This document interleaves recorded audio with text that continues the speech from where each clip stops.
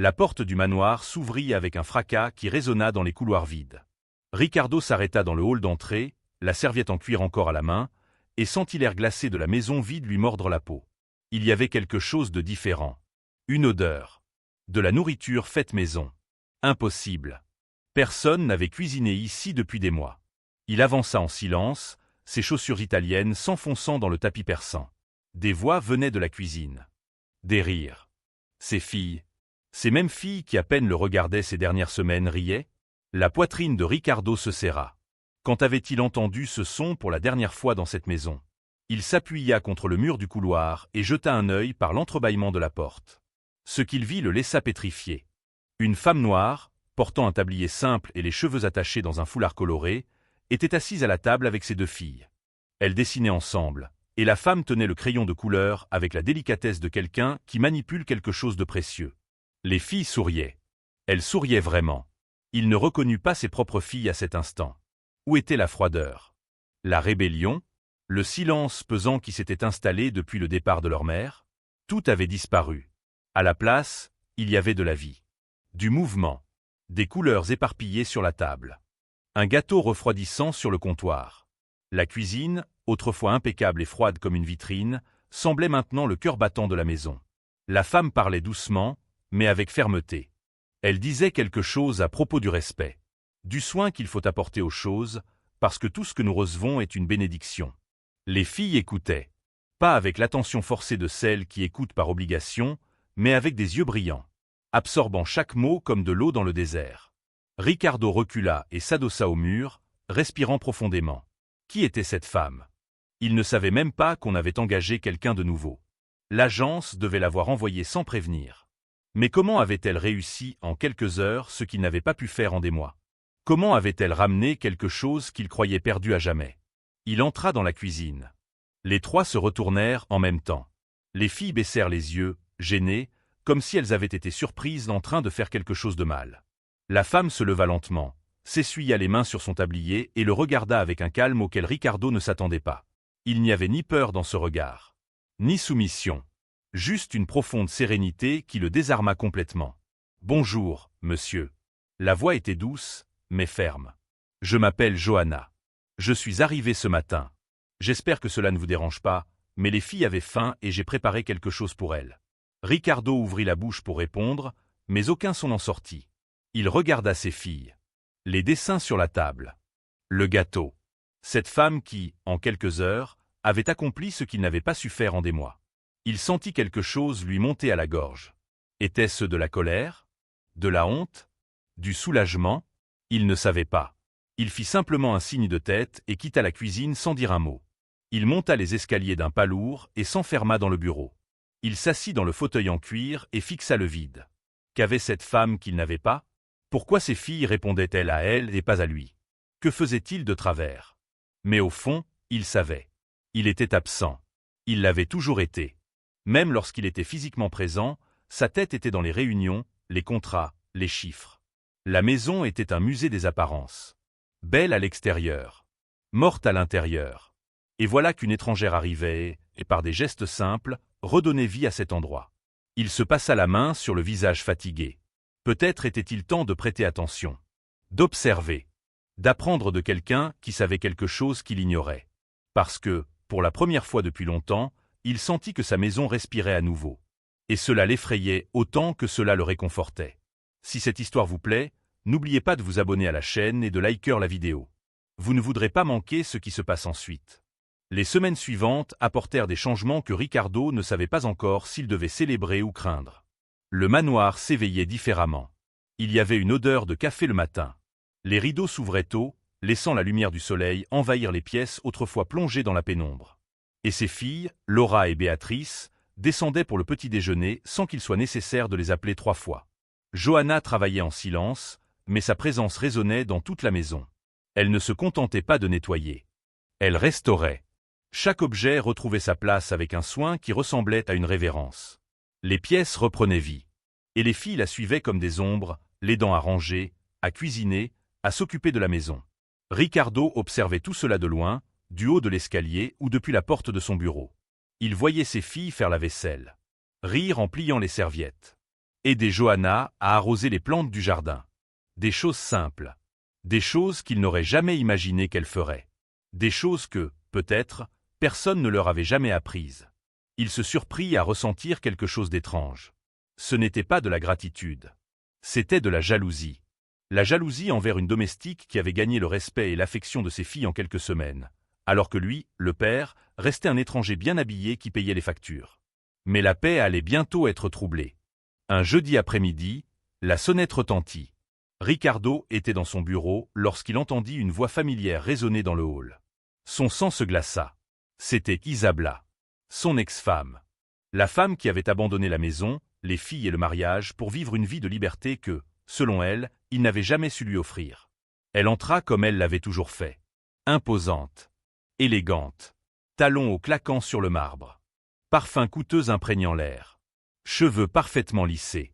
Mais il y avait quelque chose de différent dans son regard. Une étincelle de curiosité. Ou peut-être de méfiance. « Je suis venue récupérer quelques affaires que j'ai laissées », dit-elle, mais le ton montrait clairement que ce n'était pas la seule raison de sa visite. Ricardo descendit lentement les escaliers, gardant contenance. Isabla était déjà dans le salon, observant autour d'elle avec une expression qu'il ne parvenait pas à déchiffrer. Ce fut alors qu'elle la vit. Johanna entra, portant un plateau avec du jus frais et des biscuits faits maison pour les filles.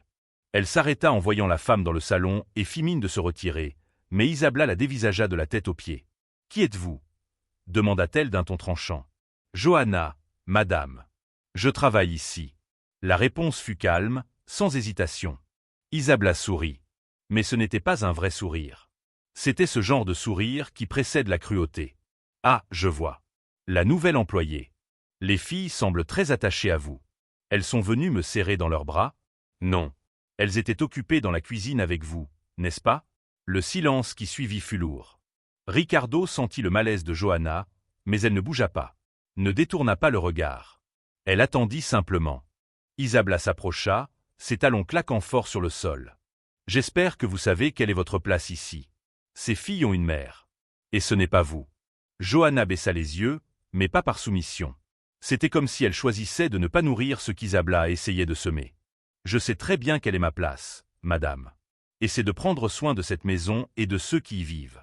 Rien de plus. » Ricardo vit le visage d'Isabla se durcir. Elle ne s'attendait pas à cette réponse. Elle ne s'attendait pas à être confrontée, même avec autant de douceur. Elle se tourna vers lui. « Nous devons parler. » Seuls.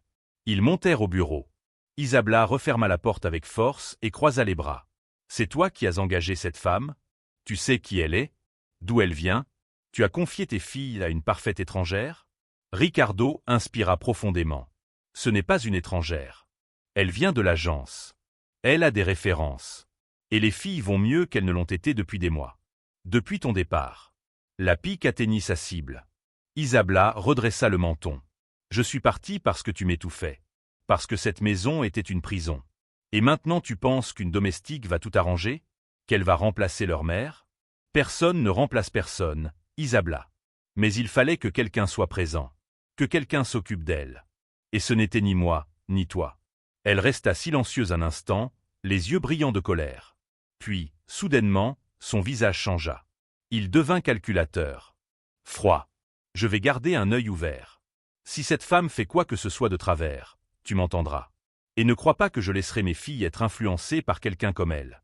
Elle quitta la pièce en claquant la porte. Ricardo resta seul, le cœur lourd. Quelque chose dans cette conversation sonnait faux. Isabla ne s'était jamais autant souciée des filles auparavant. Pourquoi maintenant ? Que cherchait-elle vraiment ? Il descendit les escaliers et trouva Johanna en train de nettoyer le salon, les mains fermes mais le regard lointain. Elle savait. Elle savait que cette femme n'était pas venue en paix. Et elle savait que les ennuis ne faisaient que commencer. Les jours suivants apportèrent une tension invisible qui planait sur le manoir comme un nuage d'orage. Isabla commença à paraître fréquemment. Toujours avec des excuses. Elle devait récupérer des documents. Elle voulait voir les filles. Elle avait des affaires en suspens. Mais Ricardo savait qu'il y avait autre chose. Elle observait. Étudiait. Attendait. Johanna continuait son travail avec la même sérénité qu'à l'habitude, mais Ricardo remarquait de petits changements. Elle évitait de rester seule avec Isabla. Lorsque l'ex-femme arrivait, Johanna se retirait discrètement vers l'arrière de la maison. Non pas par peur, mais par sagesse. Comme quelqu'un qui reconnaît l'odeur du danger avant même de le voir. Un samedi matin, Ricardo se leva tôt et descendit à la cuisine. Il trouva Johanna assise à la table, une tasse de thé entre les mains, regardant par la fenêtre. Elle semblait fatiguée. Pas physiquement, mais d'une fatigue qu'il connaissait. Celle de porter un fardeau invisible. « Tout va bien ?» demanda-t-il, surpris par la sincère inquiétude dans sa propre voix. Johanna tourna le visage et sourit. Un sourire triste. « Je vais bien, monsieur. Je réfléchissais, c'est tout. » Réfléchissiez à quoi? Elle hésita. Puis prit une profonde inspiration. Aux choses qu'on porte sans les avoir choisies. Aux batailles qu'on n'a pas demandées, mais qui se présentent quand même. Ricardo tira une chaise et s'assit. Pour la première fois depuis son arrivée, ils parlèrent vraiment. Johanna raconta sa vie. Comment elle avait travaillé dans de nombreuses maisons. Comment elle avait appris que parfois les gens les plus riches étaient les plus vides. Et comment elle avait appris à ne pas riposter quand la vie l'attaquait, parce que la vérité finit toujours par apparaître. Toujours. Il écouta en silence, sentant quelque chose bouger en lui. Du respect. De l'admiration. Peut-être même de la honte pour tout ce qu'il possédait et gaspillait. Mais la conversation fut interrompue par les filles, qui descendirent en courant pour le petit déjeuner. Et la routine reprit. La tempête annoncée arriva, enfin un mardi après-midi. Ricardo était en visioconférence lorsqu'il entendit des cris venant du rez-de-chaussée. Il coupa la communication et descendit en hâte. Isabella se tenait au milieu du salon, tenant quelque chose dans les mains. Ses yeux brillaient d'un mélange de colère et de triomphe. À côté d'elle, Johanna était pâle, les mains légèrement tremblantes. Les filles, terrifiées, observaient depuis le canapé. « Regarde ce que j'ai trouvé dans son sac. » Lança Isabella en brandissant une montre en or. La montre qui avait appartenu au grand-père de Ricardo. L'héritage familial, gardé dans le coffre du bureau. Ricardo sentit le sol se dérober sous ses pieds. Non, ce n'était pas possible. Isabella poursuivit, la voix haute et théâtrale. Je m'en doutais depuis le début. Ce genre de personne profite toujours quand les patrons baissent la garde. Je suis venu aujourd'hui justement pour vérifier mes affaires, et regarde ce que je trouve. Elle ouvrit le sac de Johanna, posé sur la chaise du salon, et elle y était. Cachée. Johanna secoua la tête, les yeux embués de larmes. Je n'ai pas pris ça. Je ne sais pas comment c'est arrivé dans mon sac. Je n'ai jamais.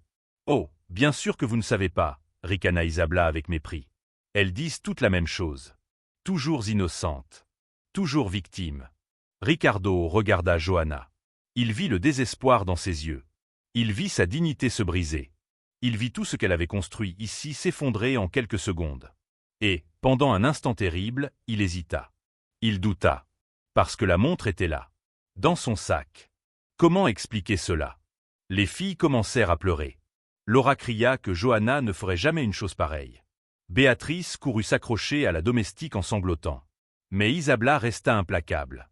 Tu dois la mettre dehors tout de suite, Ricardo. Avant qu'elle ne vole autre chose.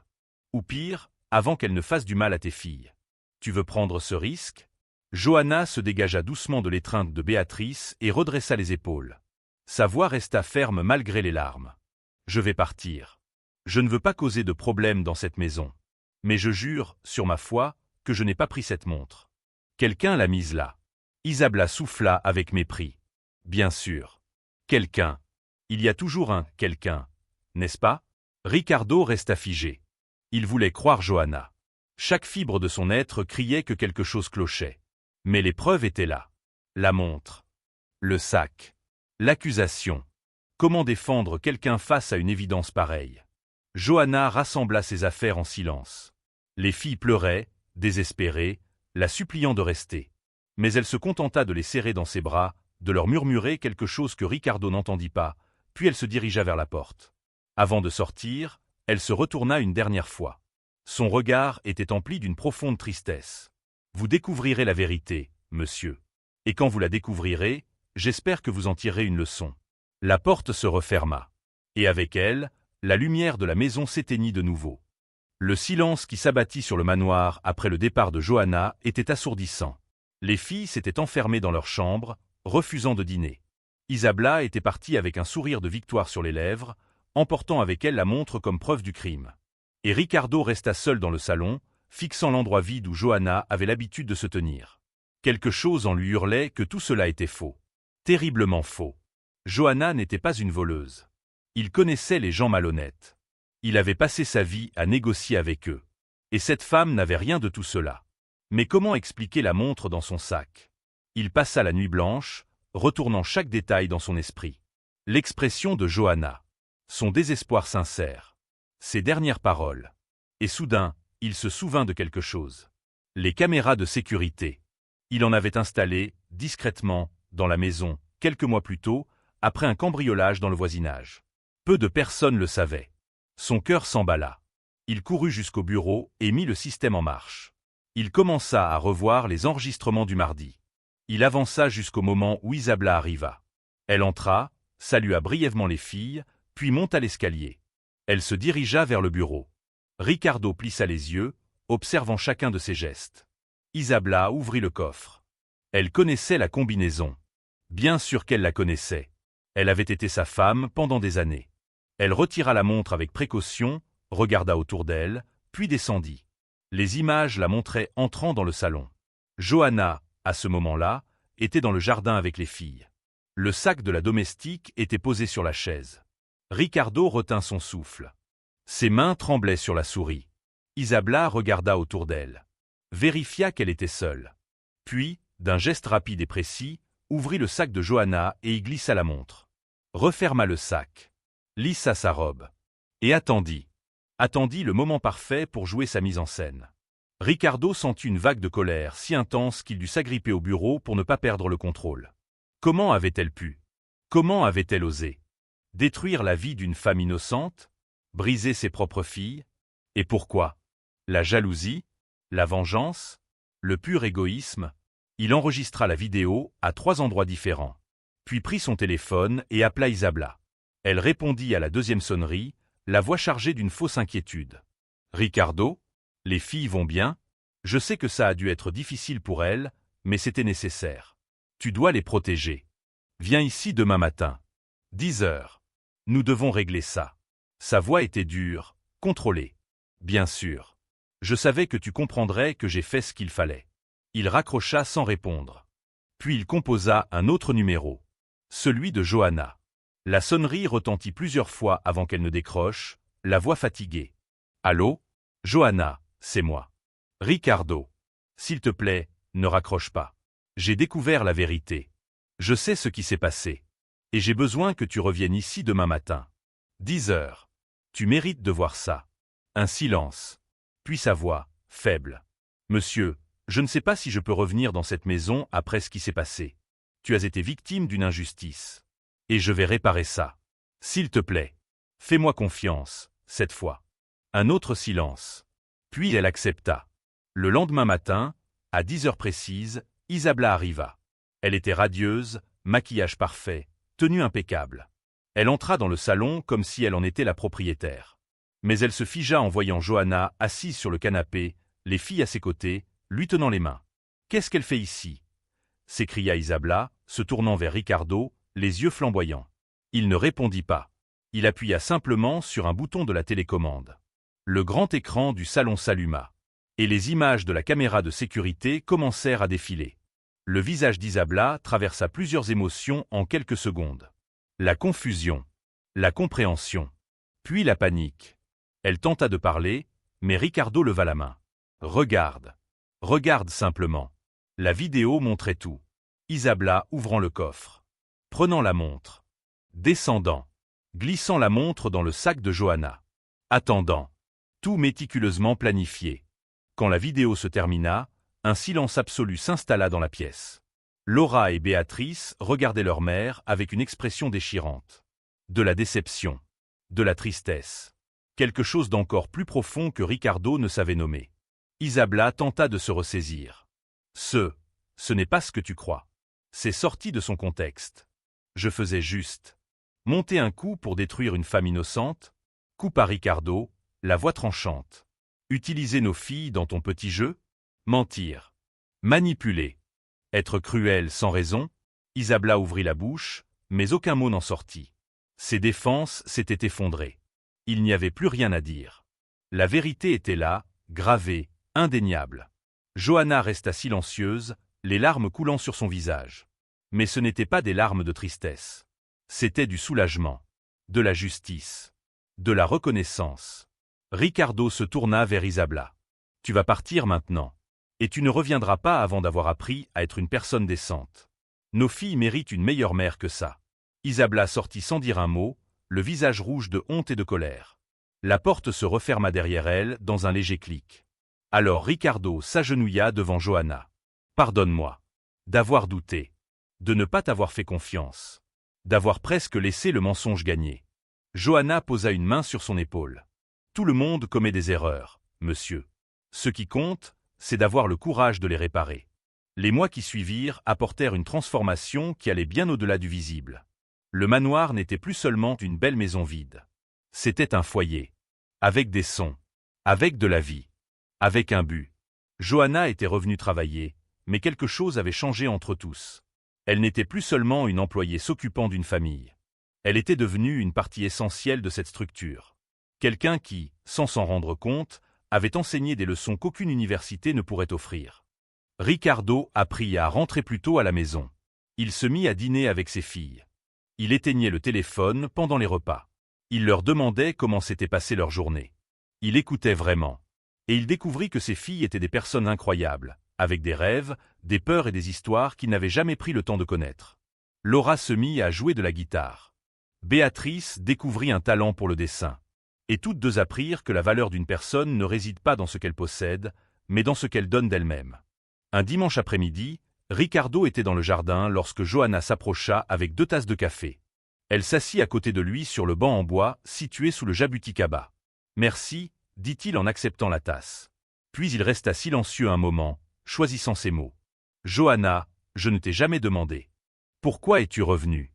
Après tout ce qui s'est passé, tu avais tous les droits de ne plus jamais remettre les pieds ici. » Elle sourit, regardant les filles qui jouaient avec les papillons près des fleurs. « Je suis revenue pour les filles. » Elles avaient besoin de savoir qu'il existe des gens dans ce monde qui ne renoncent pas à elles. Que l'injustice n'a pas le dernier mot. Que le bien trouve toujours un moyen de triompher. Ricardo hocha la tête, la gorge serrée. « Et tu n'étais pas en colère? Contre moi? Pour avoir douté ?» Johanna but une gorgée de café et respira profondément. « La colère est un fardeau qui ne fait souffrir que celui qui la porte. J'ai appris cela il y a longtemps. Vous avez agi par peur. Par doute. Mais lorsque vous avez vu la vérité, vous avez eu le courage d'admettre votre erreur. C'est plus que ce que beaucoup font dans toute une vie. » Il la regarda, les yeux embués. « Tu m'as appris plus en quelques mois que je n'ai appris en 45 ans. Tu m'as appris que le succès, ce n'est pas d'avoir une grande maison, mais d'y trouver la paix. Que la richesse, ce n'est pas accumuler des choses, mais savoir partager ce qu'on a. Que la force, ce n'est pas de ne jamais tomber, mais d'avoir la dignité de se relever. » Johanna posa la main sur son bras, dans un geste maternel. « Nous avons tous quelque chose à enseigner et quelque chose à apprendre, monsieur Ricardo. J'ai aussi beaucoup appris ici. J'ai appris que même les cœurs blessés peuvent être guéris, que les familles brisées peuvent être reconstruites, et qu'il n'est jamais trop tard pour recommencer. » Les filles coururent vers eux, tout excitées. « Johanna, papa, regardez ce que nous avons trouvé. » Elle tenait un papillon bleu posé délicatement sur la main de Laura. « C'est un signe de bonne chance, » dit Johanna, les yeux brillants. « Cela signifie que de belles choses arrivent. » Béatrice serra Johanna très fort dans ses bras. « Tu es notre porte-bonheur. » Ricardo observa la scène, et quelque chose en lui s'apaisa. Pour la première fois depuis des années, il se sentit complet. Non pas parce qu'il avait de l'argent, non pas parce qu'il avait du succès, mais parce qu'il avait quelque chose que l'argent n'achète pas. Il avait une famille. Il avait de l'amour. Il avait un but. Quelques semaines plus tard, pendant un dîner, Laura posa une question. « Papa, pourquoi maman a-t-elle fait cela à Johanna ?» Ricardo s'interrompit, choisissant ses mots avec soin. « Parfois, les gens font de mauvaises choses parce qu'ils ont peur. Peur de perdre le contrôle. Peur d'être remplacés. Peur de ne plus être important. Mais la peur ne justifie jamais la cruauté. Et tu as pardonné à maman ?» demanda Béatrice. Il regarda Johanna, qui se contenta de sourire. « J'essaie. Pardonner ne veut pas dire oublier ce qui s'est passé. Cela veut dire ne pas laisser cela détruire ton cœur. » Johanna ajouta doucement. « Et parfois, nous pardonnons aux gens non pas parce qu'ils le méritent, mais parce que nous méritons la paix. » Les filles restèrent silencieuses, absorbant ces paroles. Cette nuit-là, après que tout le monde fut endormi, Ricardo resta sur la véranda à regarder les étoiles. Il pensa à quel point la vie était étrange. Comment une femme simple, arrivée sans prévenir, avait complètement transformé son existence. Comment elle avait nettoyé non seulement sa maison, mais aussi son âme. Comment elle lui avait montré que le véritable luxe ne résidait pas dans les choses qu'il achetait, mais dans celles qui n'avaient pas de prix. Il inspira profondément, sentant l'air frais de la nuit.